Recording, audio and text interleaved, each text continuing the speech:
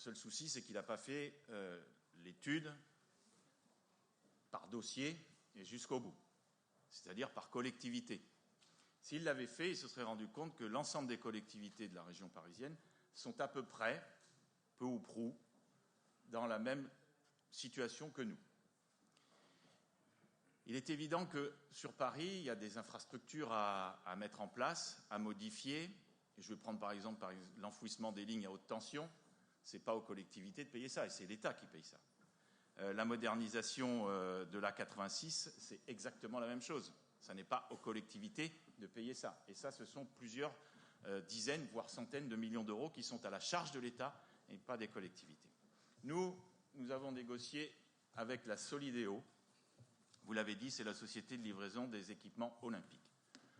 Cette société, elle est partenaire et elle vérifie l'ensemble des investissements des 27 collectivités territoriales qui se sont engagées aux côtés de l'État sur les Jeux olympiques. Elle les vérifie à la fois sur le respect du calendrier, sur le respect des délais et sur la capacité des collectivités à s'inscrire dans l'enveloppe budgétaire qui avait été fixée dès le départ par l'État et que le Premier ministre répète régulièrement que nous ne devons pas dépasser cette enveloppe globale. Et ça vaut pour l'État comme ça vaut pour les collectivités. D'ailleurs, pour aller plus loin, l'État a renoncé à un certain nombre d'infrastructures, notamment de transport, ou en tout cas les a repoussées pour aller jusqu'à Saclay, parce que ça sortait évidemment de l'enveloppe budgétaire et de l'épure qui avait été fixée dès le départ. Donc nous sommes dans cette logique-là, et croyez bien que les fonctionnaires de les employés de Solideo et les dirigeants de Solideo nous contrôlent régulièrement. En décembre, vous avez voté la convention financière qui précisait déjà ces montants. Et on ne vous a pas entendu réagir.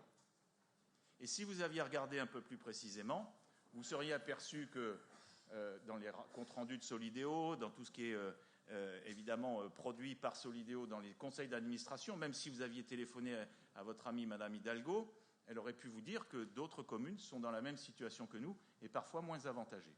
Je vais juste en prendre une, parce qu'il y a un équipement emblématique qui doit être modernisé, c'est le stade Yves du Manoir à Colombes, dans les Hauts-de-Seine.